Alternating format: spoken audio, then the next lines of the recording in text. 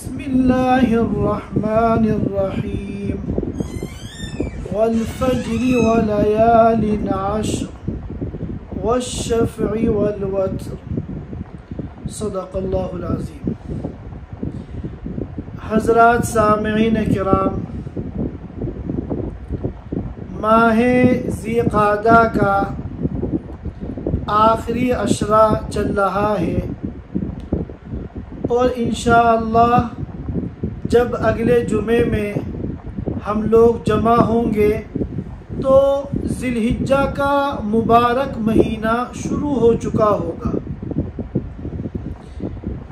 ذی الحجہ کا مہینہ یہ اسلامی کیلنڈر میں ایک انتہائی عظیم الشان مہینہ ہے، اور اس مہینے کی اللہ تعالیٰ کے یہاں خصوصی فضیلت ہے، لیکن افسوس یہ ہے کہ اس مہینے کی جیسی فضیلتیں ہیں، برکتیں ہیں، دین اسلام کے اندر اہمیتیں ہیں، اس کے حساب سے ہم لوگ اس مہینے کی قدر نہیں کرتے، بلکہ سال کے عام دنوں کی طرح ہم اس مہینے کو گزار دیتے ہیں، حالانکہ یہ مہینہ کوئی عام مہینہ نہیں ہے، اور خاص طور پر اس کا جو پہلا عشرہ ہے اور پہلے عشرے کے بعد جو 3 دن ہیں جن کو ایام تشریق کہتے ہیں، یہ انتہائی خصوصیت اور برکت والے ایام ہیں۔ ان ایام کی خصوصیت کا، فضیلت کا آپ اس بات سے اندازہ لگا سکتے ہیں کہ سلف صالحین کے درمیان اس بات میں اختلاف ہے کہ آیا رمضان المبارک کا آخر عشرہ زیادہ افضل ہے یا ذی الحجہ کا پہلا عشرہ زیادہ افضل ہے۔ اہل علم کی ایک جماعت کہتی ہے کہ رمضان کا آخر عشرہ زیادہ افضل ہے، اور وہیں اہل علم کی ایک دوسری جماعت یہ کہتی ہے کہ ذی الحجہ کا پہلا عشرہ یہ زیادہ افضل ہے۔ اور بعض علماء کرام نے ان دونوں قولوں کے درمیان تطبیق دی، انہوں نے فرمایا کہ راتوں کے اعتبار سے رمضان کا آخر عشرہ زیادہ افضل ہے، اور دن کے اعتبار سے ذی الحجہ کا پہلا عشرہ زیادہ افضل ہے۔ آخر عشرہ یعنی رمضان کے آخری 10 دن، اور پہلا عشرہ یعنی ذی الحجہ کے شروع کے 10 دن۔ تو بعض علماء کرام جو کہ محققین ہیں، ان کی رائے یہ ہے کہ راتوں کے جو اوقات ہیں وہ رمضان کے آخر عشرے کے زیادہ افضل ہیں، اور دن کے جو اوقات ہیں وہ ذی الحجہ کے پہلے عشرے کے زیادہ افضل ہیں۔ میرے کہنے کا مقصد یہ نہیں ہے کہ ذی الحجہ کا پہلا عشرہ رمضان کے آخر عشرے سے زیادہ افضل ہے، لیکن سلف صالحین کے اس اختلاف کو بیان کرنے کے ذریعے میرا مقصد یہ ہے کہ ذی الحجہ کا جو پہلا عشرہ ہے وہ بھی فضیلت میں کسی سے کم نہیں ہے۔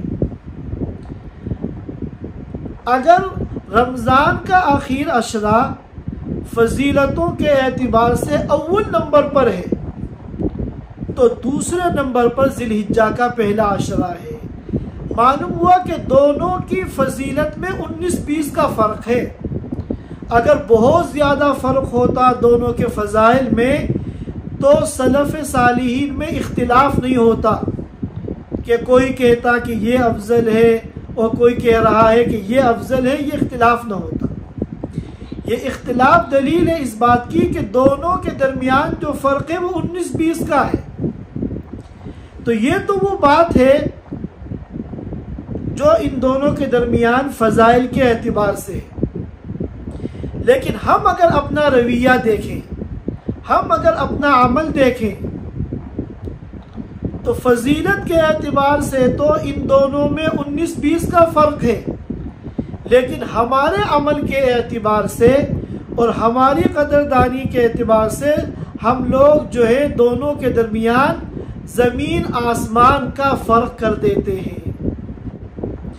آپ غور کیجئے رمضان کے آخر عشرے کا کیسا اہتمام ہوتا ہے، مسجدوں کی جماعت کا اہتمام کیا جاتا ہے، روزوں کا الحمدللہ اہتمام کیا جاتا ہے، اور قیام اللیل کا اہتمام کیا جاتا ہے، تراویح کا اہتمام کیا جاتا ہے۔ رمضان میں اور خاص طور پہ آخر عشرے میں ہم پورا اپنا نظام زندگی چینج کر دیتے ہیں، لیکن اس کے مقابلے میں ذی الحجہ کے پہلے عشرے کا ہم کیسا اہتمام کرتے ہیں، ہر ایک اپنے گریبان میں جھانک لے، حقیقت ہر ایک کو معلوم ہو جائے گی۔ جن دو چیزوں کے درمیان فضائل کے اعتبار سے 19-20 کا فرق ہے کہ پہلے نمبر پہ رمضان کا آخر عشرہ اور دوسرے نمبر پر ذی الحجہ کا پہلا عشرہ، ہم نے ان کے درمیان اپنے عمل کے اعتبار سے زمین آسمان کا فرق کر رکھا ہے۔ جس طرح رمضان کی آمد کا انتظار ہوتا ہے، ہر ایک چاند دیکھنے کا اہتمام کرتا ہے اور اس میں دلچسپی لی جاتی ہے رمضان شروع ہوا یا نہیں، اور کن ملکوں میں چاند نظر آیا اور کن ملکوں میں نظر نہیں آیا، کیا اس طرح ذی الحجہ کے مہینے میں بھی ہماری دلچسپی ہوتی ہے؟ ہمارے درمیان بہت سے لوگ تو ایسے ہیں کہ جن کو پتہ ہی نہیں ہوتا کہ ذی الحجہ کا مہینہ کب شروع ہوا،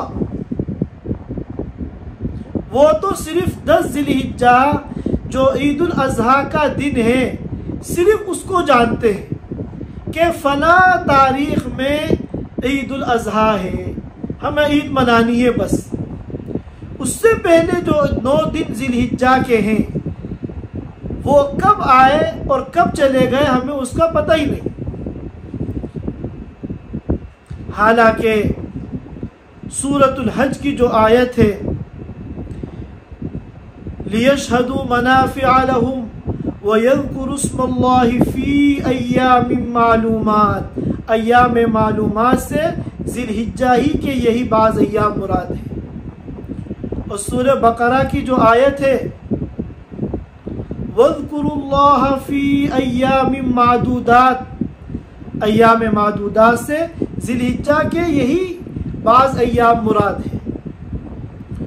تو جو شریعت میں دین اسلام میں ماہ ذی الحجہ کو اہمیت دی گئی ہے، اتنی اہمیت دی گئی کہ سلف صالحین میں سے بعض یہ کہنے پر مجبور ہو گئے کہ ذی الحجہ کا پہلا عشرہ رمضان کے اخیر عشرے سے افضل ہے۔ ہم لوگ اس تمام فضائل کے باوجود اور اللہ کے یہاں ان مبارک ایام کی اس قدر و قیمت کے باوجود ہم لوگ بڑی ناقدری کرتے ہیں، اور یہ ہمارا بہت بڑا دینی نقصان ہے، ہمارا بہت بڑا دینی خسارہ ہے۔ اللہ تعالیٰ آج کی اس مجلس میں ذی الحجہ کے فضائل کو، اس کے پہلے عشرے اور ایام تشریق کے فضائل کو سمجھنے کی اور ہم سب کو پھر ان مبارک ایام کی قدردانی کی توفیق عطا فرمائے۔ میں ان فضائل کو بیان کرنے سے پہلے چند اصطلاحات کی وضاحت کرنا چاہتا ہوں جو احادیث مبارکہ میں آتی ہیں، تاکہ ہم ان فضائل کو، ان اصطلاحات کو اچھی طرح سمجھ لیں، تو پھر ہمارے لیے ان فضائل کو اور ان احادیث مبارکہ کو سمجھنا آسان ہو جائے گا۔ ایک تو اصطلاح آتی ہے حدیث میں ایام العشر۔ ایام العشر کہتے ہیں ذی الحجہ کے پہلے 10 دن کو، جو یکم ذی الحجہ سے ذی الحجہ کا چاند نظر آنے سے شروع ہوتے ہیں، اور 10 ذی الحجہ جو عید کا دن ہے اس دن کے اختتام پر یہ پہلا عشرہ ذی الحجہ کا ختم ہو جاتا ہے۔ اور اسی طرح ایک اصطلاح ہے یوم الترویہ۔ یوم الترویہ کہتے ہیں 8 ذی الحجہ کو، جس دن حجاج کرام نبی پاک صلی اللہ علیہ وسلم کے اتباع میں مینا کے لیے روانہ ہوتے ہیں۔ اور اس کے بعد ہے ایک اصطلاح یوم عرفہ۔ یوم عرفہ یعنی عرفے کا دن، یہ ہے 9 ذی الحجہ، جس دن حجاج کرام حج کا ایک عظیم ترین رکن وقوف عرفہ کی ادائیگی کے لیے میدان عرفات میں جمع ہوتے ہیں۔ اور اسی طرح ایک اصطلاح ہے یوم النحر۔ نحر کے معنی آتے ہیں قربانی کے۔ یوم النحر کہتے ہیں 10 ذی الحجہ کو۔ 10 ذی الحجہ جو ہمارا عید کا دن ہے اس کو یوم النحر کہتے ہیں، نون ہا را، یوم النحر۔ اور اسی طرح ایک اصطلاح ہے یوم القر، قاف را، یوم القر، یہ کہتے ہیں 11 ذی الحجہ کو۔ اور اسی طرح ایک اصطلاح ہے ایام تشریق۔ ایام تشریق کہتے ہیں 11 12 13 ذی الحجہ کو۔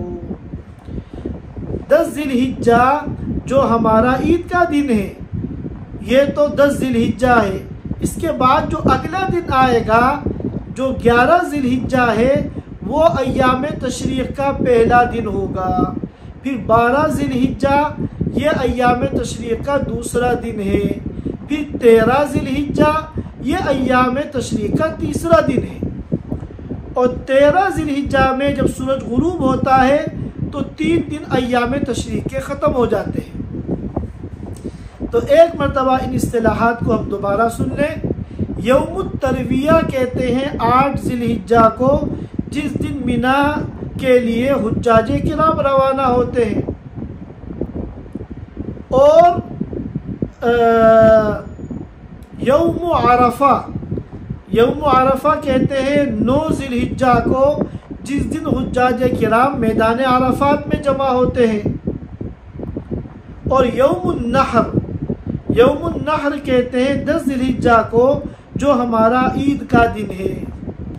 اور یوم القر، یوم القر کہتے ہیں 11 ذی الحجہ کو جو عید کے بعد اگلا دن ہے۔ اور ایام تشریق، ایام تشریق کہتے ہیں 11 12 اور 13 ذی الحجہ۔ ان اصطلاحات کو سمجھنے کے بعد اب ہم ان کے فضائل کو سمجھنے کی کوشش کریں گے۔ جہاں تک اس پورے عشرے کی فضیلت کا سوال ہے تو صحیح ابن حبان کے اندر روایت ہے، اللہ کے رسول صلی اللہ علیہ وسلم نے فرمایا افضل ایام الدنیا ایام العشر، سال کے تمام دنوں میں سب سے زیادہ فضیلت والے جو دن ہیں وہ ایام العشر ہیں، یعنی ماہ ذی الحجہ کے پہلے 10 دن ہیں۔ اور اسی طرح ایک روایت ہے جس کو امام بخاری نے بھی نقل کیا ہے اور امام مسلم نے بھی نقل کیا ہے۔ اللہ کے رسول صلی اللہ علیہ وسلم فرماتے ہیں کہ وہ تمام ایام جن میں بندے نیک کام کرتے ہیں تو ان تمام نیک کاموں میں اللہ تعالی کو سب سے زیادہ محبوب اور سب سے زیادہ پسندیدہ وہ نیک اعمال ہیں جو ذی الحجہ کے پہلے عشرے میں کیے جاتے ہیں۔ یہ کوئی معمولی فضیلت نہیں ہے کہ کسی بھی نیک کام کا وہ درجہ جو اس عشرے کے اندر ہوتا ہے وہ سال کے دیگر ایام میں نہیں ہوتا۔ اللہ تعالیٰ کو وہ اعمال سب سے زیادہ پسندیدہ ہیں جو ان 10 دنوں میں کیے جاتے ہیں۔ اور اسی طرح اللہ تعالیٰ نے ان 10 دنوں کی عظمت کو اور فضیلت کو بیان کرنے کے لیے قرآن پاک میں اس عشرے کی قسم کھائی۔ چنانچہ سورۃ الفجر کی ابتدائی آیتیں ہم پڑھتے ہیں والفجر ولیال عشر، کہ قسم ہے فجر کی، صبح صادق کی اور 10 راتوں کی۔ یہ 10 راتیں کیا ہیں؟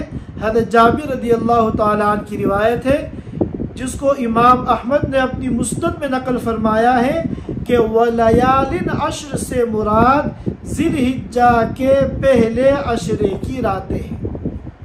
اور یہ بات آپ حضرات جانتے ہیں کہ اللہ تعالیٰ کو اپنی کسی بات کا یقین دلانے کے لیے قسم کھانے کی ضرورت نہیں ہے۔ اپنی بات کو ثابت کرنے کے لیے، اپنی بات کا یقین دلانے کے لیے قسم کھانے کی جو ضرورت پیش آتی ہے وہ تو بندوں کو پیش آتی ہے۔ اب اس کے باوجود اللہ تعالیٰ قرآن پاک میں جگہ جگہ قسمیں کھاتے ہیں، تو اس کا فائدہ کیا ہے؟ اس کا فائدہ یہ ہوتا ہے کہ اللہ تعالیٰ جس چیز کی قسم کھا لیتے ہیں، اللہ کا یہ قسم کھانا اس چیز کی عظمت شان پر دلالت کرتا ہے۔ معلوم ہوا کہ وہ چیز عظیم الشان ہے۔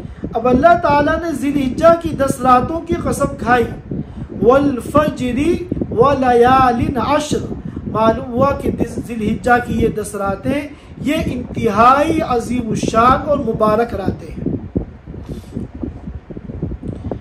اور اسی طرح یوم عرفہ، یوم عرفہ کی ایک فضیلت تو جس کو امام مسلم نے نقل کیا ہے وہ یہ ہے کہ اللہ کے رسول صلی اللہ علیہ وسلم نے فرمایا کہ جتنی سب سے زیادہ بڑی تعداد میں اللہ تعالی جس دن جہنم سے اپنے بندوں کو آزاد کرتے ہیں وہ عرفے کا دن ہے۔ یہ جو 9 ذی الحجہ ہے، یوم عرفہ ہے، اس دن اللہ تعالیٰ جتنی بڑی تعداد میں اپنے بندوں کو جہنم سے رہائی کا پروانہ عطا فرماتے ہیں، اتنی بڑی تعداد میں سال کے کسی اور دن میں نہیں کرتے۔ اور ایک دوسری روایت ہے جس میں فرمایا گیا کہ یوم عرفہ کا روزہ، یوم عرفہ کا روزہ 2 سال کے گناہوں کا کفارہ ہے۔ جس نے عرفے کے دن یعنی 9 ذی الحجہ میں روزہ رکھ لیا، گویا کہ اس کے 2 سال کے جو گناہ صغیرہ ہیں وہ معاف ہو جائیں گے، 1 سال گزشتہ کے اور 1 سال آئندہ کے۔ اور اللہ تعالیٰ نے یوم عرفہ کی بھی قرآن پاک میں قسم کھائی۔ چنانچہ سورۃ البروج کے اندر اللہ تعالیٰ فرماتے ہیں وَالسَّمَاءِ ذَاتِ الْبُرُوجِ وَالْيَوْمِ الْمَوْعُودِ وَشَاهِدٍ وَمَشْهُودٍ۔ ترمذی میں روایت ہے، اللہ کے رسول صلی اللہ علیہ وسلم نے فرمایا کہ الیوم الموعود سے مراد ہے قیامت کا دن، وَشَاهِدٍ وَمَشْهُودٍ، شاہد سے مراد ہے جمعے کا دن اور مشہود سے مراد ہے عرفے کا دن۔ اور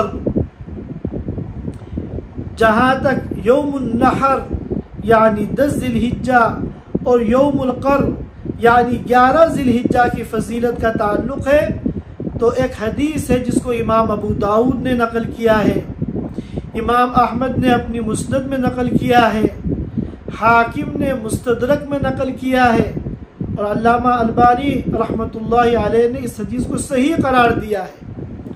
وہ کیا حدیث ہے؟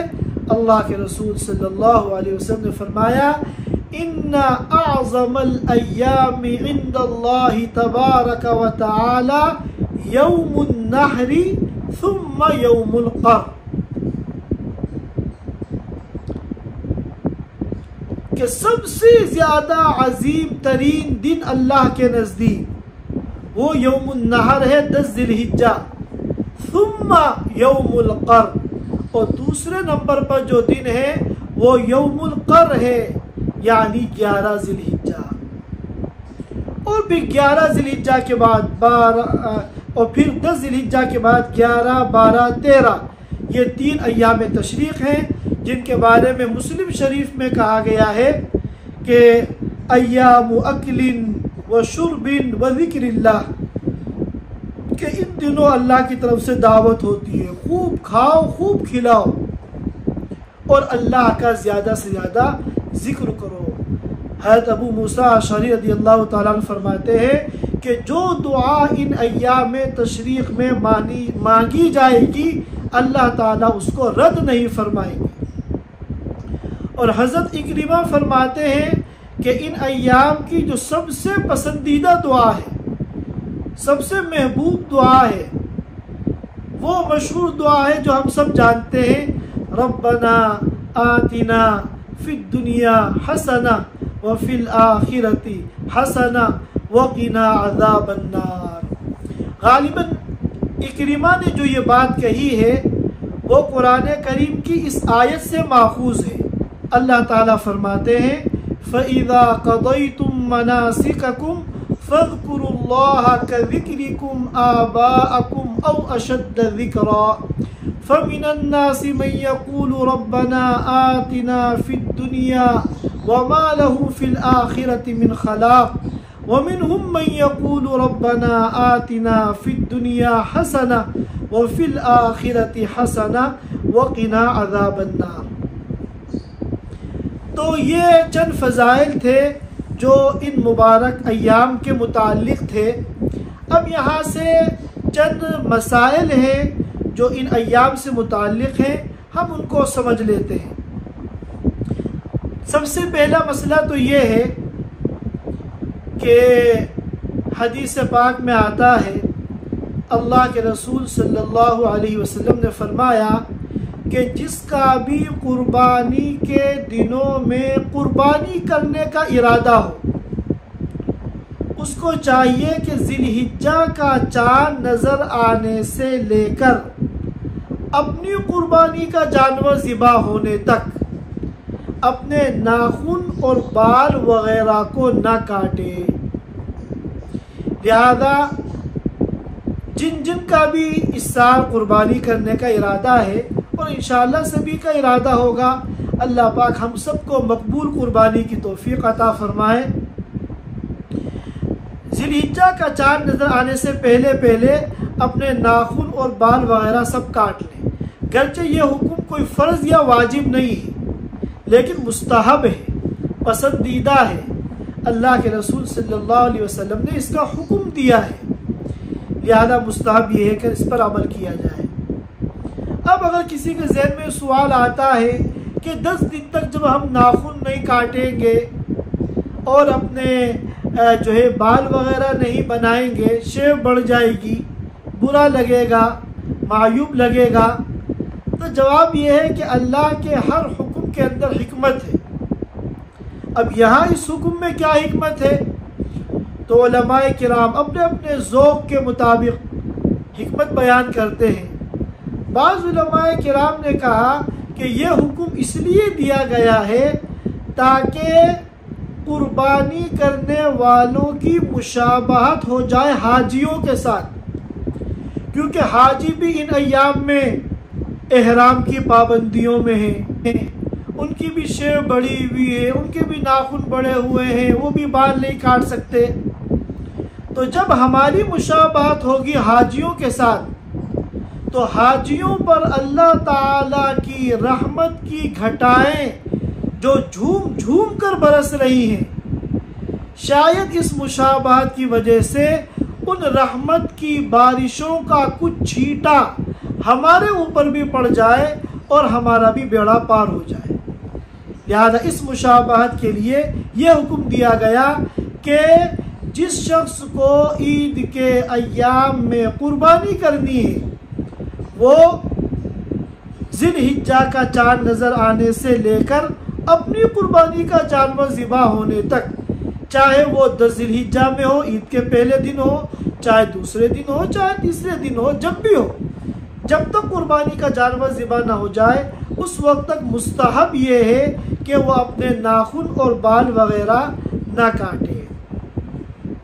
اور دوسری بات یہ ہے کہ ان ایام میں جیسا کہ بخاری اور مسلم کی حدیث سے ابھی ہمیں معلوم ہوا، اللہ تعالیٰ کو عمل صالح جتنا پسندیدہ ہے سال کے دیگر ایام میں اتنا پسند نہیں ہے، لہذا ان ایام میں زیادہ سے زیادہ ہم کو اعمال صالحہ کرنے ہیں۔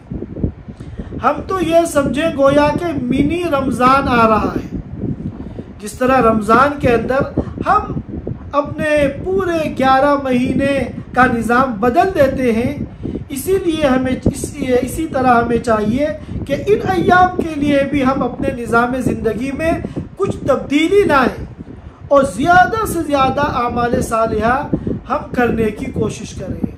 نیک کام کی کوئی تخصیص نہیں ہے، جو بھی نیک کام ہو، چاہے وہ حقوق اللہ سے تعلق رکھتا ہو یا حقوق العباد سے تعلق رکھتا ہو۔ علماء کرام نے بڑے بڑے مشورے دیے اس موقع پر کہ توبہ کا اہتمام کیا جائے، استغفار کا اہتمام کیا جائے، درود شریف کا اہتمام کیا جائے، اور خاص طور پہ جگہ جگہ حدیثوں میں اور آیتوں میں ذکر کی کثرت کا حکم دیا جا رہا ہے، لہذا اللہ تعالیٰ کا زیادہ سے زیادہ ذکر کیا جائے، اور اسی طرح صلہ رحمی کی جائے، صدقے کیے جائیں، خیرات کی دیے جائیں، اور ان ایام میں روزوں کا اہتمام کیا جائے، ان ایام میں روزوں کا اہتمام کیا جائے، کیونکہ ایک حدیث میں آتا ہے کہ اللہ کے رسول صلی اللہ علیہ وسلم 3 نفلی روزے کبھی چھوڑتے نہیں تھے۔ اللہ کے رسول صلی اللہ علیہ وسلم 3 نفل روزے کبھی نہیں چھوڑتے تھے۔ ایک تو عاشورہ کا روزہ یعنی 10 محرم کا روزہ، اور ایک ایام بیض یعنی ہر مہینے 13، 14، 15 ان تاریخوں کا روزہ، اور ذی الحجہ کے پہلے عشرے کا روزہ، اور اس میں جو 9 ذی الحجہ ہے اس کے روزے کی تو ایک خصوصی فضیلت اور ہے، اور وہ یہ ہے کہ وہ 2 سال کے گناہوں کا کفارہ ہے۔ یہاں رک کر یہ بات سمجھنی چاہیے کہ جب بھی عشرہ ذی الحجہ کے روزوں کی بات کی جاتی ہے تو اس سے مراد صرف 9 دن کے روزے ہوتے ہیں۔ ظاہر ہے کہ عشرہ تو 10 دن کا ہوتا ہے، لیکن روزے جو رکھے جائیں گے وہ صرف 9 دن، کیونکہ 10واں دن جو ہے وہ تو عید کا دن ہے، اور عید کے دن روزہ رکھنا ناجائز ہے، گناہ ہے۔ یہ بات میں پہلے بھی عرض کر چکا ہوں کہ عربی کیلنڈر کے اعتبار سے، ہجری سن کے اعتبار سے پورے سال میں 5 دن ایسے ہیں جن میں روزہ رکھنا ناجائز ہے، گناہ ہے۔ سب سے پہلا دن تو عید الفطر کا دن یعنی یکم شوال، رمضان ختم ہونے کے بعد شوال کی جو پہلی تاریخ آتی ہے جس میں ہم عید الفطر مناتے ہیں، اس دن بھی روزہ رکھنا ناجائز ہے۔ اگر کوئی روزہ رکھے گا تو وہ گنہگار ہوگا۔ اور 10، 11، 12، 13 4 دن یہ ذی الحجہ کے، 10 ذی الحجہ تو ہمارا عید کا دن ہے، اور اس کے بعد جو 11، 12، 13 ہے یا ایام تشریق ہے، ان 4 دنوں میں بھی روزہ رکھنا ناجائز ہے اور گناہ ہے۔ دوسرا مسئلہ جو ہے جس کا تعلق ان ایام سے ہے وہ تکبیر تشریق ہے۔ روایتوں میں مختلف الفاظ آئے ہیں، جیسا کہ ہمارے ملکوں میں عام طور پہ کہا جاتا ہے اللہ اکبر، اللہ اکبر، لا الہ الا اللہ، واللہ اکبر، اللہ اکبر وللہ الحمد۔ تو تکبیر تشریق کی دو قسمیں ہیں، ایک ہے تکبیر مطلق اور ایک ہے تکبیر مقید۔ تکبیر مقید تو کہتے ہیں جو 9 ذی الحجہ کی فجر کی نماز سے 13 ذی الحجہ کی عصر کی نماز تک ہر نماز کے بعد مردوں کو پڑھنی ہے بالجہر یعنی اونچی آواز سے، اور عورتوں کو پڑھنی ہے آہستہ۔ 9 ذی الحجہ کی فجر کی نماز کے بعد سے شروع کریں گے اور 13 ذی الحجہ کی عصر کی نماز تک۔ یہ کہتے ہیں مردوں کو پڑھنی ہے بلند آواز سے اور عورتوں کو پڑھنی ہے یہ پست آواز سے۔ اور ایک ہے تکبیر مطلق۔ وہ تکبیر مطلق یہ ہے کہ ذی الحجہ کا چاند نظر آنے سے لے کر 13 ذی الحجہ کے غروب تک چلتے پھرتے اٹھتے بیٹھتے کثرت سے اس تکبیر کو پڑھا جائے۔ اللہ اکبر، اللہ اکبر، لا الہ الا اللہ، واللہ اکبر، اللہ اکبر وللہ الحمد۔ اور بعض روایتوں میں الفاظ ہیں اللہ اکبر، اللہ اکبر، اللہ اکبر، لا الہ الا اللہ، واللہ اکبر، اللہ اکبر وللہ الحمد۔ یہ جو ہے چلتے پھرتے اٹھتے بیٹھتے کثرت سے پڑھا جائے اور آواز سے پڑھیں تاکہ آپ کی تکبیر سن کے دوسرے کو بھی یاد آ جائے، وہ بھی پڑھیں۔ علماء کرام نے فرمایا ہے کہ یہ سنت مہجورہ ہیں، یہ ایک ایسی سنت ہے جس کو امت نے چھوڑ رکھا ہے۔ صحابہ کرام میں حضرت عبداللہ ابن عمر رضی اللہ تعالیٰ عنہ جو اتنے بڑے متبع سنت تھے کہ ان کے بارے میں کہا جاتا ہے کہ وہ اتباع سنت کی تصویر تھے۔ اور اسی طرح حضرت ابو ہریرہ رضی اللہ تعالیٰ عنہ جو تمام صحابہ کرام میں سب سے زیادہ اللہ کے رسول صلی اللہ علیہ وسلم کی حدیثوں کو نقل کرنے والے ہیں، ان دونوں صحابہ کرام کے بارے میں روایتوں میں آتا ہے کہ وہ ان ایام میں جب بازار سے گزرتے تھے تو زور زور سے یہ تکبیر پڑھتے تھے، اور ان کی آواز سن کر جو وہاں دکاندار ہوتے تھے، تاجر ہوتے تھے، وہ بھی پڑھنے لگتے تھے، اور پورا بازار تکبیر تشریق کی صداؤں سے گونجنے لگتا تھا۔ لہذا ہم لوگ اپنے بچوں کو بھی بتائیں، اپنے گھر کی خواتین کو بھی بتائیں کہ ان ایام میں یعنی ذی الحجہ کا چاند نظر آنے سے لے کر 13 ذی الحجہ کا چاند سورج غروب ہونے تک جتنا اللہ توفیق دے چلتے پھرتے اٹھتے بیٹھتے کثرت سے ہم اس تکبیر کو پڑھیں۔ یہ چند مسائل تھے ان ایام کے متعلق۔ اللہ تعالی ہم سب کو عمل کی توفیق عطا فرمائے۔ وآخر دعوانا الحمدللہ رب العالمین۔